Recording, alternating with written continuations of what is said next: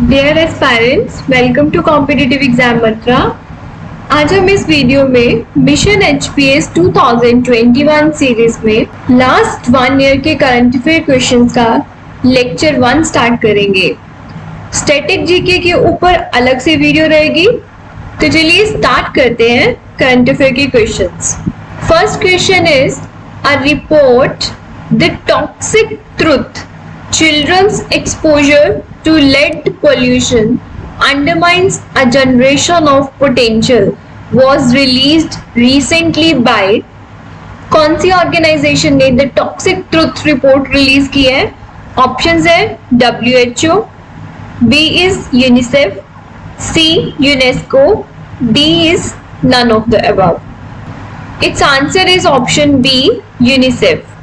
UNICEF की इस report के अकॉर्डिंग लेड पॉइजनिंग जो है वो चिल्ड्रन को मासिव स्केल पर अफेक्ट कर रही है, और इस रिपोर्ट के according around 1 in 3 children up to 800 million globally have blood lead levels at or above 5 micrograms per deciliter and nearly half of these children जो है वो साउथ एशिया में रहते हैं।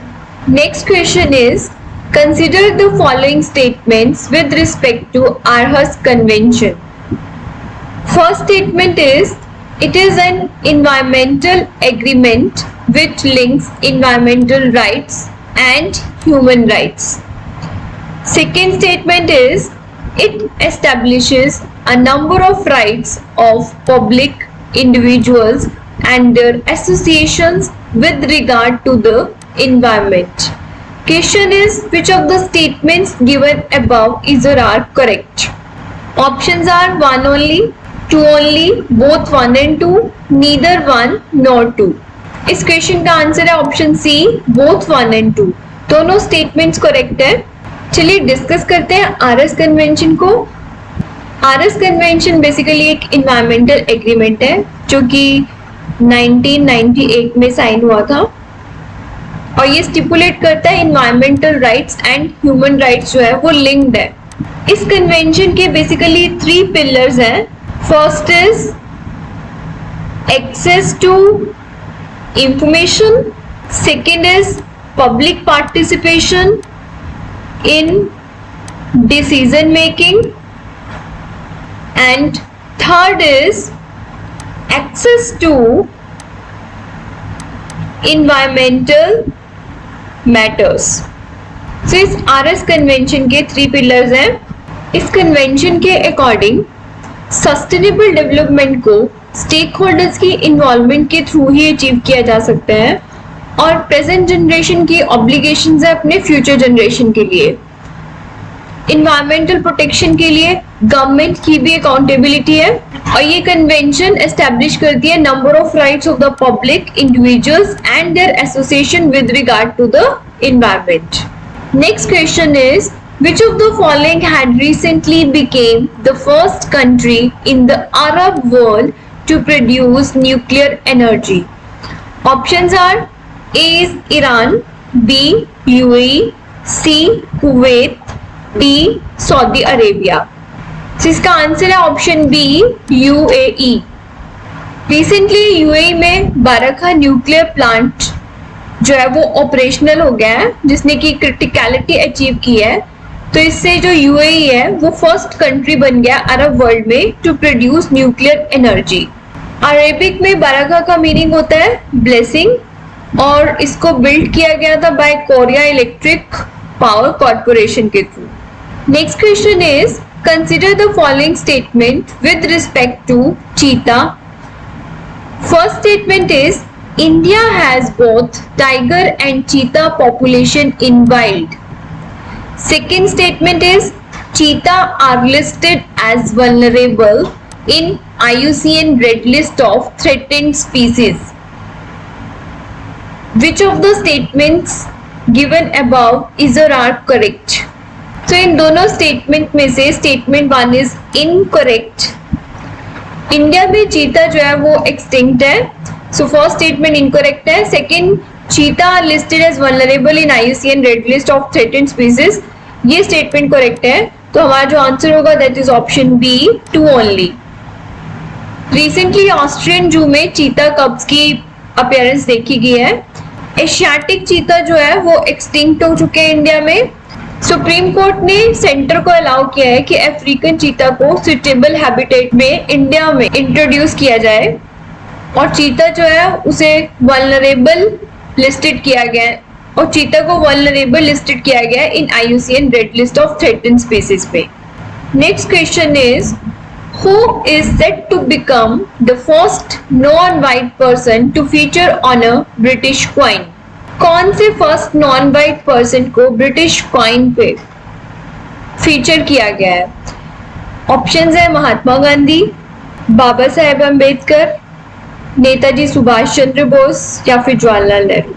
So answer is option A, Mahatma Gandhi. UK ने non white individuals की contribution को celebrate करने के लिए ब्रिटिश करेंसी के कॉइन्स पे महात्मा गांधी जी की फोटो इम्प्रिंट करने के लिए कहा है।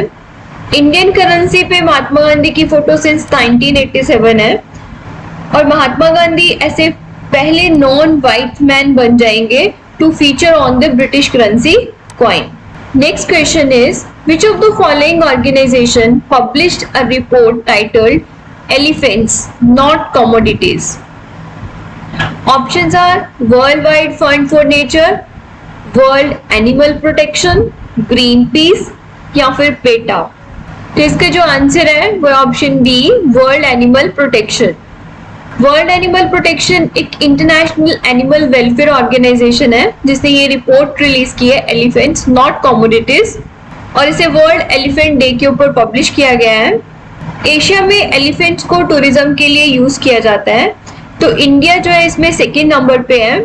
इस रिपोर्ट के अकॉर्डिंग 21 वेन्यूज जहाँ पे 509 एलिफेंट्स हैं उनमें से 45% मींस 225 एलिफेंट्स जो है वो सिवियरली इनएडुकेट कंडीशंस में रह रहे हैं।